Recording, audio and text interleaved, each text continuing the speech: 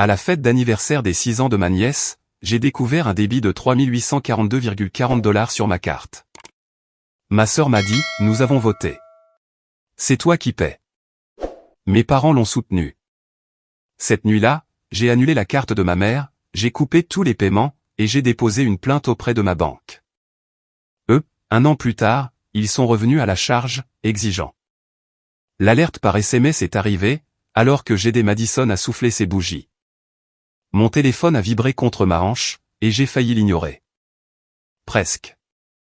Mais quelque chose m'a poussé à jeter un coup d'œil à l'écran, et le chiffre que j'ai vu a fait sombrer mon estomac, jusque dans le sol du centre communautaire que ma sœur avait loué. 3842,40 $. Je fixais la notification, certaine qu'il y avait une erreur. C'était plus que mon loyer mensuel. La transaction était répertoriée comme provenant de Premier Parti Production LLC, et elle avait frappé ma carte de crédit, il y a exactement 17 minutes. Tante Tiana, tu m'as vu les souffler? Le visage de Madison, barbouillé de chocolat, rayonnait vers moi. Son sourire édenté était si innocent, si pur, que mon cœur s'est serré. Je t'ai vu, ma chérie. Tu as été incroyable. J'ai réussi à garder une voix stable, même si mes mains commençaient à trembler. Je me suis excusé, et je me suis dirigé vers les toilettes, tandis que la voix de ma sœur m'appelait, me disant qu'on allait bientôt couper le gâteau. Les toilettes étaient décorées de rubans roses et violets, assortis au thème de princesse que ma sœur, Courtney, avait choisi. Je me suis enfermé dans une cabine, et j'ai ouvert mon application bancaire, les doigts tremblants. La charge était réelle, bien réelle. Et en dessous, je pouvais maintenant voir la description du marchand, maintenant que j'avais tous les détails, apparition de personnages de princesse, location d'un zoo pour enfants, gâteau personnalisé d'une pâtisserie haut de gamme, installation d'une arche de ballon. Et quelque chose appelé forfait divertissement premium. Je n'avais rien autorisé de tout cela. J'avais accepté de venir à l'anniversaire de ma nièce. J'avais même acheté un cadeau attentionné, une collection de kits d'expériences scientifiques, parce que Madison adorait mélanger les choses. Mais je n'avais certainement pas accepté de financer ce qui ressemblait à une réception de mariage, pour une enfant de 6 ans. Mon téléphone a sonné. C'était le service des fraudes de ma banque. Mademoiselle Patterson, nous vous appelons concernant une activité inhabituelle sur votre carte se terminant par 4739. Oui, je suis en train de la regarder. Je n'ai pas effectué cet achat. Nous l'avons signalé pour examen. Le commerçant a débité la carte enregistrée pour des services événementiels. Voulez-vous contester cette transaction? Attendez. J'ai besoin de comprendre ce qui s'est passé avant de prendre une décision. Laissez-moi vous rappeler dans 15 minutes. Je suis sorti des toilettes, les jambes instables. La fête battait son plein. Une femme, déguisée en princesse Disney, menait un groupe d'enfants dans une sorte de chanson. Dans un coin, je voyais un petit zoo avec un poney, 2 chèvres, et plusieurs lapins. Le gâteau, une monstrueuse pièce montée de 3 étages couverte de paillettes comestibles, trônait sur une table drapée de linge personnalisé. Courtney m'a repéré, et s'est précipitée vers moi, le visage rouge d'excitation. N'est-ce pas incroyable? Madison passe le moment de sa vie. Courtney, as-tu débité quelque chose sur ma carte de crédit? Son expression n'a même pas vacillé. Oh, c'est vrai. Oui, nous avons voté. Vous avez fait quoi? Un vote familial, la semaine dernière, pendant le dîner. Tu n'étais pas là, parce que tu travaillais tard, tu te souviens?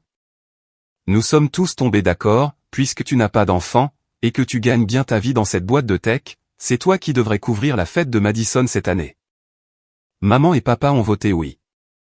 Brian a voté oui, c'était son mari, et j'ai évidemment voté oui. Donc, ça fait 5 voix contre 0. La démocratie en marche. Elle a dit cela avec un sourire éclatant, comme si elle venait d'expliquer la chose la plus raisonnable au monde. J'ai eu l'impression de recevoir une gifle. Vous avez voté pour dépenser presque 4000 $ de mon argent, sans me demander mon avis? Nous sommes une famille, Tiana. La famille s'entraide. Et puis, tu as eu cette grosse promotion il y a 6 mois. Maman m'a dit que tu gagnais maintenant un salaire à 6 chiffres. Ça ne te donne pas le droit de... Tiana. Madison. L'attention de Courtney s'est détournée de moi, alors qu'elle appelait sa fille « Bébé, viens ici. Le poney est prêt pour ta promenade spéciale. » Elle est partie comme ça, comme si nous n'étions pas en train d'avoir une conversation sur le fait qu'elle m'avait volé des milliers de dollars. Je suis resté là, figé au milieu du chaos. Les enfants criaient de rire autour de moi. Des parents que je ne connaissais pas prenaient des photos. La princesse chantait des rêves qui deviennent réalité, et tout ce à quoi je pouvais penser, c'était à ma famille, réunie autour d'une table, décidant nonchalamment de me dépouiller. J'ai trouvé ma mère près de la table des cadeaux, en train d'organiser les paquets. Maman, étais-tu au courant? Pour Courtney et ma carte? Elle n'a même pas levé les yeux. Oh, chérie, ne fais pas de scène. C'est le jour spécial de Madison. Ce n'est pas une réponse. Elle a soupiré, ce même soupir long et las qu'elle utilisait durant toute mon enfance, dès que je remettais quelque chose en question. Courtney travaille dur en tant que mère au foyer. Le boulot de Brian à la concession ne paie plus comme avant. Tu as beaucoup d'argent, et aucune responsabilité. Il est juste normal que tu contribues au bonheur de ta nièce. Contribuer? J'ai acheté un cadeau. Je n'ai pas accepté de financer ce cirque. Baisse d'un ton. Les yeux de ma mère ont enfin rencontré les miens, durs et froids. Tu es égoïste, Tiana. C'est ce que font les familles. Nous nous soutenons.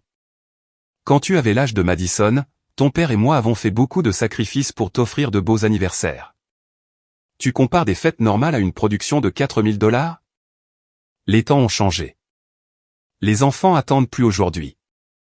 Les amis de Madison ont toutes des fêtes comme celle-ci. Courtney ne voulait pas que sa fille se sente inférieure. Mon père est apparu au coude de ma mère, son expression déjà figée dans ce regard déçu que je connaissais si bien. Qu'est-ce qui se passe? Ta fille est contrariée d'avoir dû aider pour la fête de sa nièce, a dit ma mère, d'un ton lourd de reproche. Tiana. La voix de mon père portait cette note d'avertissement. Ta sœur avait besoin d'aide. La famille est de la famille. C'est comme ça que nous t'avons élevé. Vous avez voté pour dépenser mon argent, sans ma permission. Nous avons pris une décision familiale. Tu fais partie de cette famille, que cela te plaise ou non.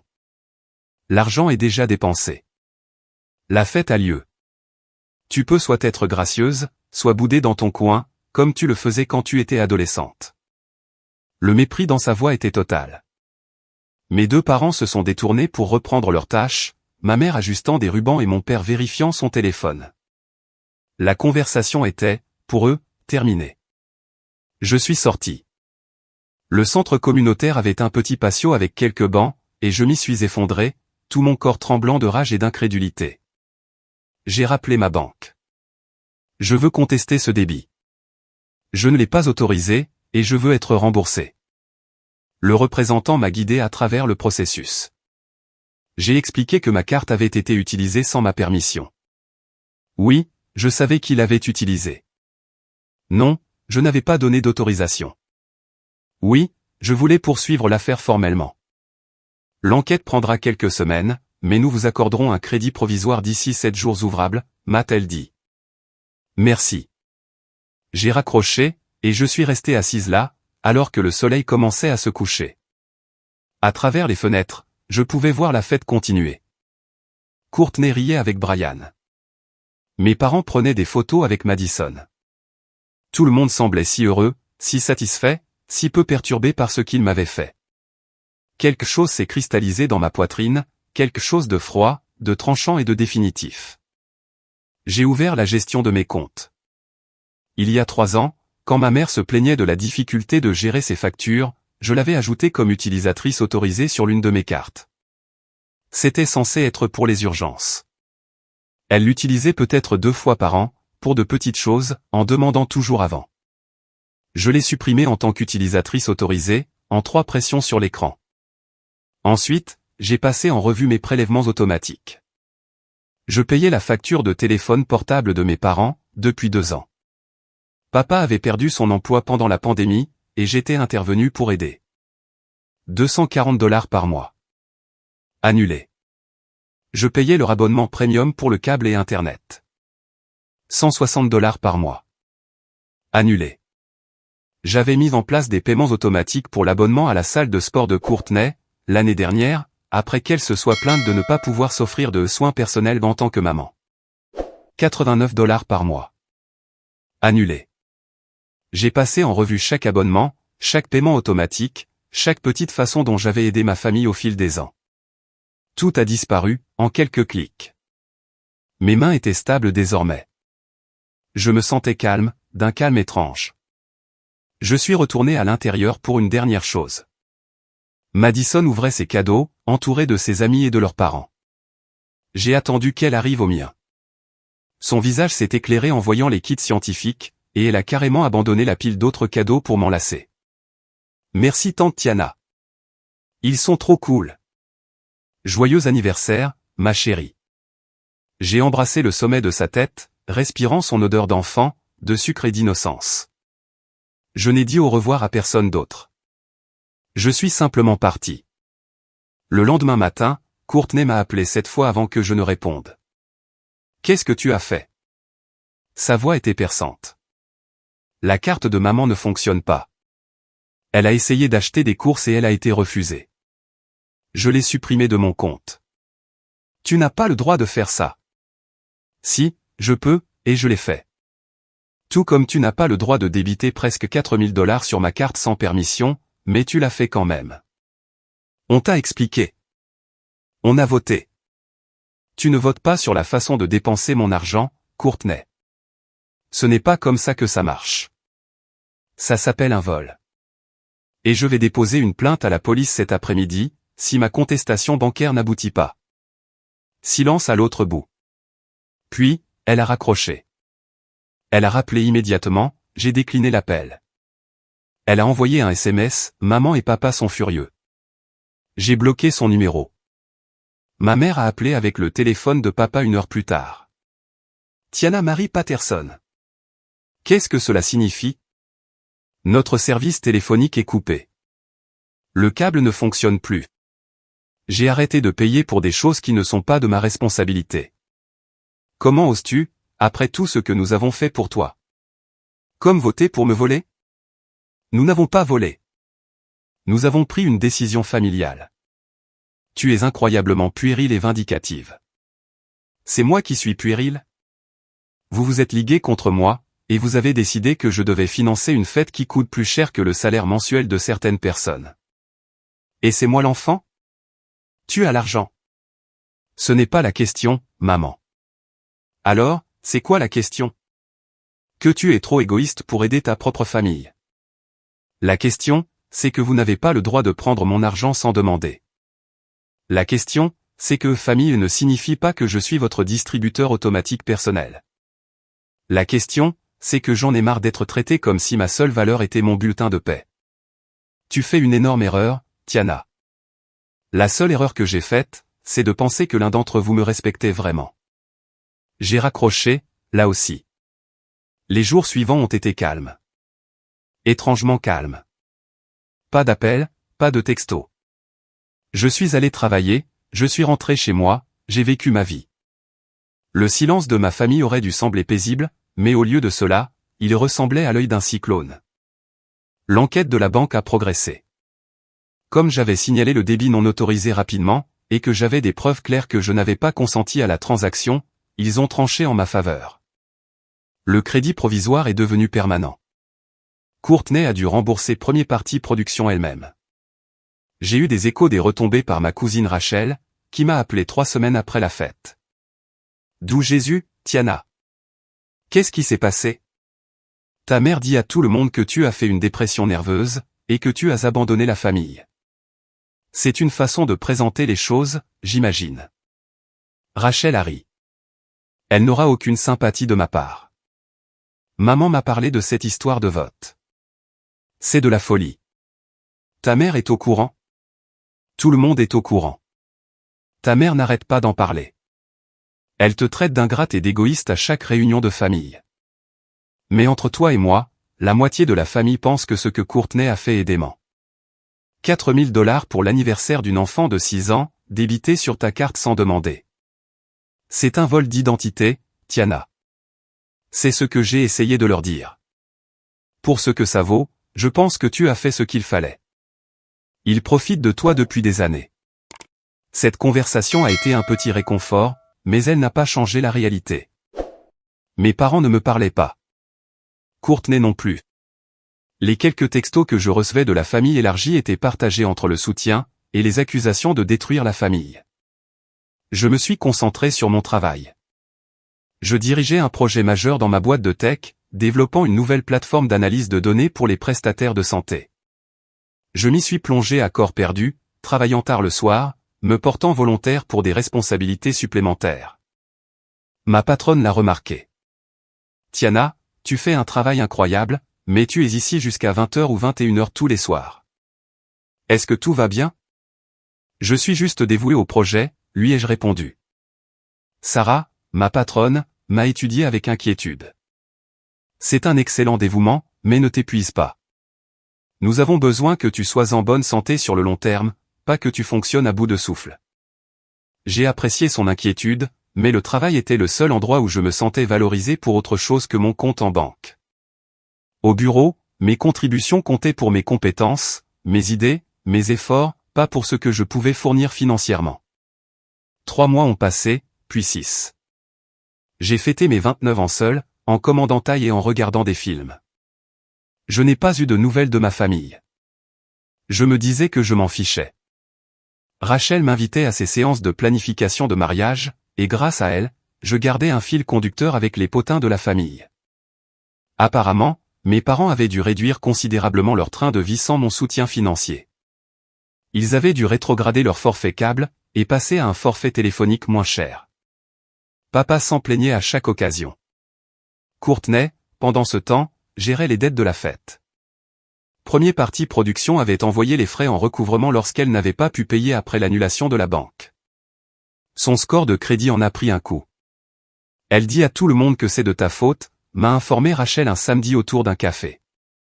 Elle dit que tu l'as ruinée financièrement par pure méchanceté. Elle s'est ruinée toute seule en dépensant de l'argent qu'elle n'avait pas. On prêche une convertie, cousine. Les fêtes de fin d'année sont arrivées et reparties. J'ai passé Thanksgiving avec des amis du travail, et Noël chez Rachel avec la famille de son conjoint. C'était étrange, mais pas désagréable. Je m'attendais à ressentir un vide béant là où mes parents et ma sœur auraient dû être. Au lieu de cela, je me sentais plus légère, plus libre. J'ai obtenu une autre promotion en janvier, avec une augmentation significative. J'ai emménagé dans un appartement plus beau, avec vue sur la ville. J'ai commencé à fréquenter quelqu'un, Marcus, un ingénieur logiciel aux yeux doux et à l'humour sec. La vie avançait. Puis, presque exactement un an après le 6e anniversaire de Madison, ma mère a appelé. J'ai fixé mon téléphone, son nom illuminant l'écran. Je n'avais pas bloqué les numéros de mes parents, même si je me demandais parfois pourquoi.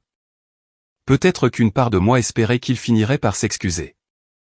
J'ai répondu. Allô? Tiana. La voix de ma mère semblait tendue. Nous devons parler. De quoi?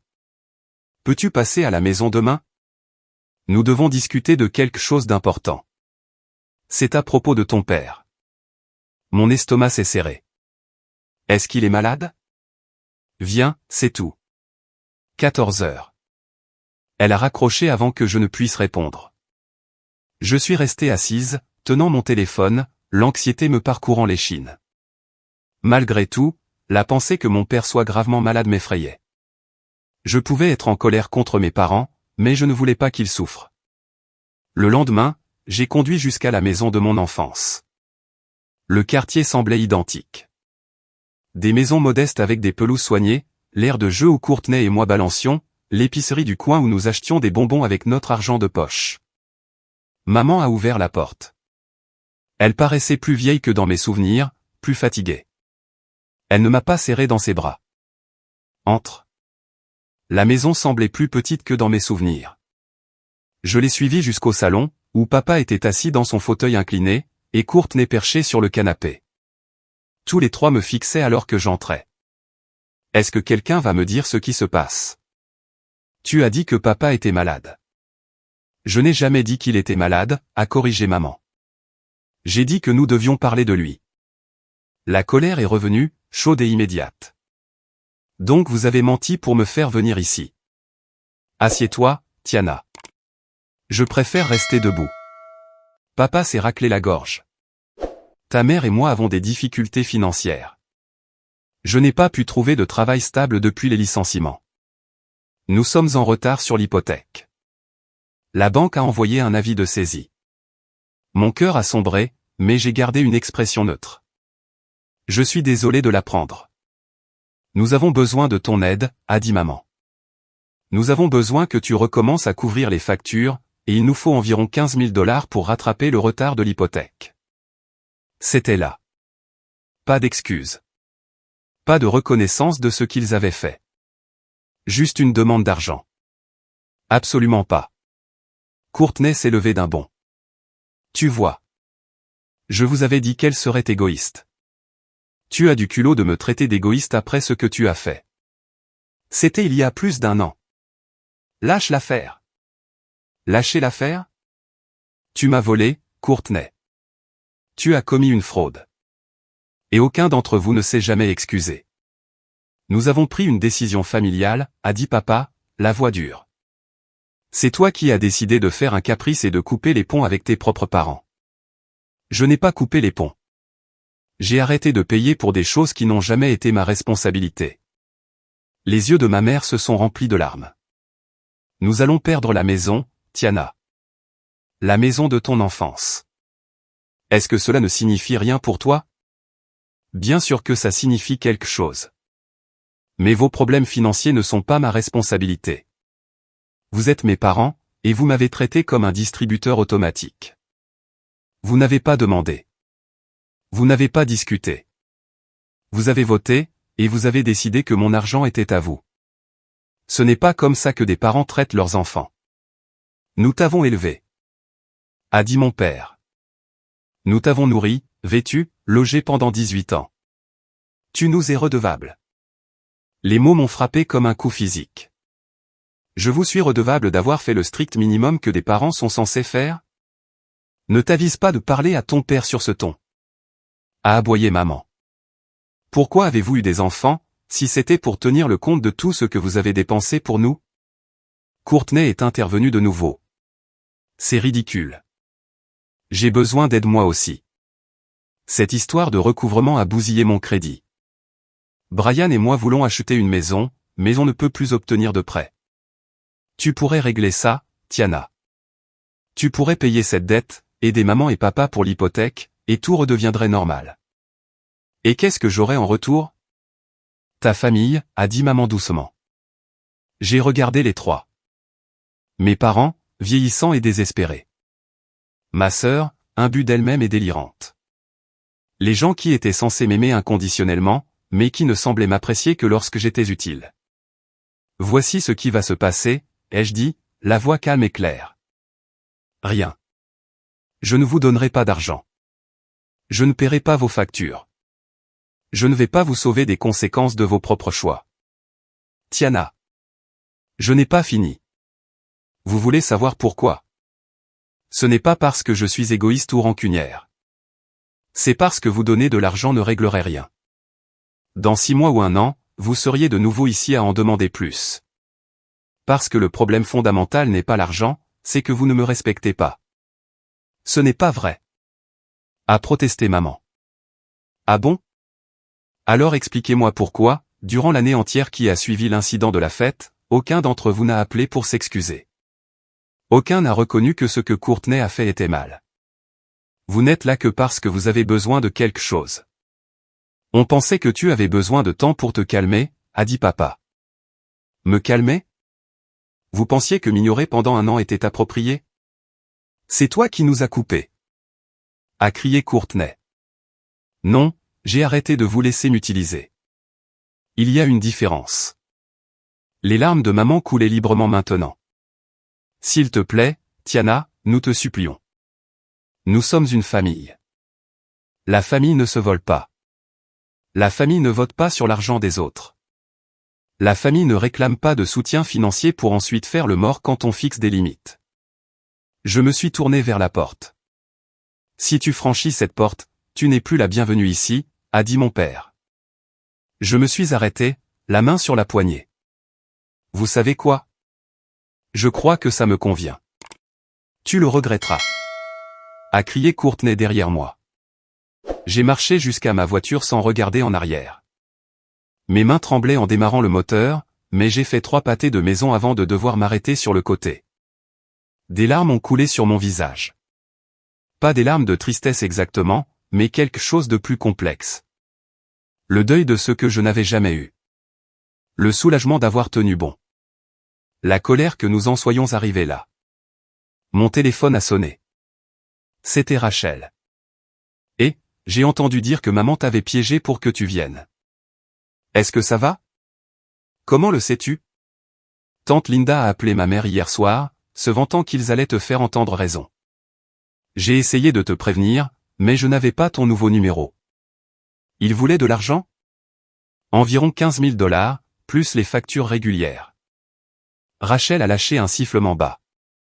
Et tu as dit non. J'ai dit non. Bien. Je suis fier de toi, Tiana. Ces mots ont brisé quelque chose en moi. À quand remontait la dernière fois où quelqu'un dans ma famille m'avait dit qu'il était fier de moi? Pas fier de mon salaire, mais fier de moi en tant que personne? Merci, Rachel. Écoute, je sais que c'est dur, mais tu fais ce qu'il faut. Ils t'utilisent depuis des années.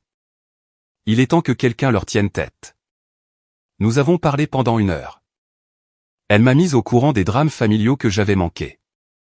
Apparemment, mes parents racontaient à tout le monde que je les avais abandonnés dans le besoin, se peignant en victimes. Mais la mère de Rachel, ma tante Patricia, avait apparemment rétabli la vérité lors de la dernière réunion, déclarant haut et fort que si quelqu'un volait ses informations bancaires pour dépenser des milliers de dollars, elle porterait plainte, famille ou pas. Il y a un fossé qui se creuse, a expliqué Rachel. L'ancienne génération est surtout du côté de tes parents, parce que la famille, c'est la famille. Mais tous ceux de notre âge pensent que tu es une héroïne. Les tactiques de ta mère deviennent transparentes, et les gens s'en rendent compte. Quel genre de tactique? Se pointer aux événements en parlant de leur galère d'argent. Poster des statuts Facebook vagues sur les enfants ingrats. Soupirer dramatiquement dès que quelqu'un mentionne ton nom. C'est une tournée mondiale de culpabilisation. Ça a l'air épuisant. Ça l'est, surtout pour eux, parce que ça ne marche pas comme prévu. Après avoir raccroché, je suis allé chez Marcus. Il a vu ma tête et m'a serré dans ses bras. Embuscade familiale? A-t-il deviné? Je lui avais raconté toute l'histoire. Il voulait 15 000 $. Laisse-moi deviner, pas d'excuses, juste des exigences. Exactement. Il m'a fait du thé et a écouté mon récit. Marcus avait sa propre histoire familiale compliquée, il comprenait d'une manière que mes amis du travail ne pouvaient pas. Tu sais ce qui est le plus dur? Ai-je dit. Une partie de moi voulait leur donner l'argent. Pas parce qu'ils le méritent, mais parce que ce serait plus facile que tout ça. Plus facile à court terme, a acquiescé Marcus. Mais à long terme, tu reviendrais exactement au point de départ. La semaine suivante, j'ai reçu une lettre de l'avocat de mes parents. Mes mains tremblaient en l'ouvrant. La lettre était courte, elle m'informait que mes parents entamaient une action en justice pour m'obliger à leur fournir un soutien financier, citant une loi sur la responsabilité filiale qui existait dans notre État. J'ai immédiatement appelé une avocate, Patricia Chen. Son bureau était moderne, avec de grandes baies vitrées. Elle a écouté mon histoire sans m'interrompre. D'accord, a-t-elle dit quand j'eus fini. D'abord, la bonne nouvelle, ces lois existent, mais elles sont rarement appliquées et répondent à des critères très spécifiques. Le parent doit être indigent, vraiment incapable de subvenir à ses besoins, et l'enfant doit avoir les moyens d'aider. Même là, les tribunaux sont extrêmement réticents à forcer des enfants adultes. Et la mauvaise nouvelle? C'est que ce sera stressant et potentiellement coûteux de se défendre.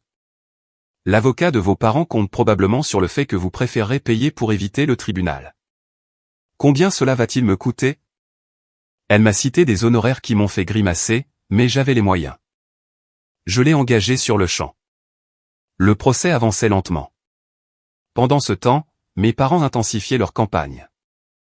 Ils se sont présentés à mon immeuble un soir, faisant une scène dans le hall jusqu'à ce que la sécurité les expulse. Ils appelaient mon bureau. Sarah, ma patronne, m'a convoqué. Tiana, je dois te demander quelque chose, et ce n'est pas un jugement, es-tu en sécurité? Les appels que nous recevons semblent urgents. J'ai expliqué la situation. Sarah a écouté avec une inquiétude croissante. Je suis désolé que tu traverses cela. Je vais demander à la réception de bloquer leur numéro. Ta vie privée est ta vie privée, tu ne devrais pas subir de harcèlement ici. Elle a ajouté. D'ailleurs, les RH sont très impressionnés par ta gestion de la pression. Ton travail ne baisse pas de qualité. Il y a un poste de vice-présidente qui s'ouvre, et ton nom est en haut de la liste. L'audience préliminaire a eu lieu un mardi, en mars. Patricia m'avait dit que c'était procédural. Mes parents sont arrivés avec leur avocat, un homme à l'air fatigué. La juge, une femme d'une 60aine d'années aux yeux perçants, a écouté les deux parties. L'avocat de mes parents a dépeint des parents âgés, abandonnés par leur riche fille ingrate. Patricia s'est levée et a calmement démonté chaque argument. Elle a présenté les preuves de leurs actifs, la maison, la pension de mon père. Elle a montré qu'il refusait des emplois. Et puis, elle a lâché la bombe, le rapport de police concernant la fraude à la carte de crédit. Votre honneur, les demandeurs exigent un soutien, mais l'incident déclencheur a été une fraude commise par leur autre fille, avec leur plein accord. Ils ont exigé que ma cliente accepte ce vol comme une décision familiale. Face à son refus, ils l'ont punie par 1 an de silence, ne revenant vers elle que pour réclamer de l'argent. La juge a durci le ton, regardant l'avocat adverse. Est-ce vrai? Vos clients ont-ils approuvé que leur autre fille utilise la carte de la défenderesse sans permission? L'avocat a bafouillé. Votre honneur, c'était une affaire familiale, un malentendu. C'est une question par oui ou par non, maître. Il croyait qu'il y avait une entente. Basée sur quoi? Un vote où la victime n'était pas présente? La juge a regardé ses documents. Je rejette cette affaire. Les lois sur la responsabilité filiale servent à éviter que des parents ne deviennent indigents, pas à subventionner le train de vie choisi par des parents, ni à permettre des abus financiers. Si les demandeurs sont dans le besoin, ils ont d'autres options, travailler, vendre leurs actifs, ou demander des aides d'État. Forcer leur fille à les entretenir n'en est pas une, surtout vu les circonstances. Elle a frappé son marteau. Affaire classée. Je suis sorti du tribunal avec l'impression de flotter. Patricia souriait. Courtney m'attendait dans le couloir. Elle a marché vers moi. J'espère que tu es contente. Tu as détruit cette famille. Je n'ai rien détruit. J'ai juste arrêté de vous laisser profiter de moi. Ils vont perdre la maison. Alors ils devraient vendre, et prendre plus petit. Ou alors, papa devrait accepter l'un de ces boulots qu'il refuse tout le temps. Tu n'as pas de cœur. Non, j'ai juste fini de jouer. Il y a une différence. 3 mois plus tard, j'ai appris par Rachel qu'ils avaient vendu la maison. Ils avaient emménagé dans un petit condo. Mon père avait enfin accepté un poste dans une quincaillerie locale. Ce n'était pas glamour, mais c'était un revenu. Courtney et Brian s'étaient déclarés en faillite. Je me sens presque mal pour eux, a dit Rachel. Mais ensuite, je me rappelle l'audace de dépenser $4000 sur la carte de quelqu'un d'autre. Comment va Madison? Ai-je demandé. Elle va bien. Elle a 7 ans maintenant. Elle demande après toi parfois. Cela m'a fait plus mal que prévu. Qu'est-ce que Courtney lui dit? Que tante Tiana est très occupée par son travail. Pour être honnête, Courtney ne l'a pas monté contre toi. Je pense qu'elle sait que ça se retournerait contre elle un jour. Ma vie a continué de s'améliorer. J'ai eu le poste de VP. Marcus et moi avons emménagé ensemble. J'ai commencé à faire du bénévolat pour une association de littératie financière. C'est lors d'un atelier que j'ai réalisé à quel point j'avais grandi. Une jeune femme m'a demandé. Que faites-vous si votre famille attend que vous payiez tout parce que vous avez un bon job? Vous fixez des limites, ai-je répondu. Vous vous rappelez que l'argent ne donne aucun droit aux autres. Le véritable amour n'a pas de prix. 2 ans après la fameuse fête, j'ai été invité au mariage de Rachel. Marcus et moi en avons discuté. Es-tu prête? Je ne sais pas. Une partie de moi veut voir s'ils vont bien, une autre veut rester loin. Nous y sommes allés. J'ai vu mes parents tout de suite. Ils avaient vieilli. Ma mère avait les cheveux tout gris. Mon père bougeait avec raideur. Ils m'ont vu aussi. Un instant, nous nous sommes fixés à travers la salle. Puis, ma mère a détourné le regard. Ça a piqué, mais je m'y attendais. Pendant la réception, Madison m'a trouvé. Elle avait 8 ans désormais. Tante Tiana. Je ne t'ai pas vue depuis une éternité. Et, ma chérie. Comme tu as grandi. Maman dit que tu étais très occupée par le travail. Est-ce que toi et maman vous disputez? Les enfants étaient si perspicaces. Nous avons eu un désaccord, il y a longtemps. Oui, à propos de l'argent. J'ai entendu grand-mère en parler. Elle disait que tu aimais plus l'argent que la famille. Son expression était pensive. Mais ça ne te ressemblait pas. Tu m'as donné ces kits de science, tu te souviens? Tu me parlais de mes expériences, pas de mes notes ou de choses comme ça. Ce n'est pas quelqu'un qui n'aime que l'argent. Mon cœur s'est serré. Elle m'a serré fort avant de repartir danser. Plus tard, j'ai reçu un texto d'un numéro inconnu, c'est Courtney. Madison m'a dit qu'elle t'avait vu. Elle s'ennuie de toi. On ne peut pas réparer le passé, mais on pourrait essayer, pour elle. Réfléchis-y. J'ai montré le message à Marcus. Une semaine plus tard, j'ai répondu, je serai d'accord pour un café. Juste toi et moi. On a beaucoup de choses à se dire avant d'impliquer Madison. Nous nous sommes vus dans un café neutre. Courtney avait l'air épuisé. Je ne vais pas m'excuser pour la fête. Mon estomac a sombré. Alors on n'a rien à se dire. Attends, laisse-moi finir. Je ne vais pas m'excuser, parce que je ne sais pas comment on s'excuse pour quelque chose d'aussi grave. Je ne sais pas par où commencer. Ce que j'ai fait, c'était un vol. Une trahison. C'était tellement loin de la limite que je ne vois même plus la limite. J'ai passé 2 ans à essayer de me convaincre que c'était toi qui exagérais. J'ai attendu. Mais Madison grandit. Et j'ai réalisé que je ne veux pas lui apprendre que ce que j'ai fait était correct. Parce que c'était impardonnable. Elle pleurait. Mais je te demande de me pardonner quand même. Pas pour moi, pour Madison. Elle mérite une tante qui ne soit pas un dommage collatéral de cette guerre. Ce n'est pas une guerre que j'ai commencée. Je sais. On t'a piégé. On a profité de toi. Et quand tu t'es défendu, on t'a puni. Mes parents parlaient toujours de toi comme si tu nous devais quelque chose, comme si ton succès était injuste. Je me suis senti investi d'un droit sur ton argent. Je me suis trompé. La faillite est une sacrée leçon. Nous avons parlé pendant 2 heures. Ce n'était pas facile. Nous avons établi des règles, pas d'argent, pas de culpabilisation. Je ne peux pas promettre qu'on se rapproche à nouveau, ai-je dit. Je sais. Mais on peut être civil. Madison peut avoir sa tante. C'est déjà beaucoup. Au fil des 6 mois suivants, j'ai vu Madison une fois par mois. Nous faisions des expériences, des volcans, des cristaux. Mes parents, j'ai appris par Rachel, ont fini par arrêter de parler de moi. Leur histoire n'intéressait plus personne. 3 ans après la fête, Marcus m'a demandé en mariage. On a fait une petite cérémonie. J'ai invité Rachel, Courtney, Brian et Madison. Je n'ai pas invité mes parents. Courtney m'a appelé. Maman et papa ne sont pas invités? Non. Ils m'ont blessé, et ils ne se sont jamais excusés. D'accord, a-t-elle dit après un silence. Je comprends. Le mariage a été parfait. Madison était ma demoiselle d'honneur junior, rayonnante dans sa robe violette. Courtney m'a glissé. Merci d'avoir inclus Madison. Je ne veux pas qu'elle grandisse en pensant que les gens sont des marchandises. Alors tu as déjà fait un grand pas. Nous nous sommes serrés brièvement dans les bras. En dansant avec Marcus, j'ai regardé les invités, ma famille choisie, faite d'amis et de parents dignes de confiance.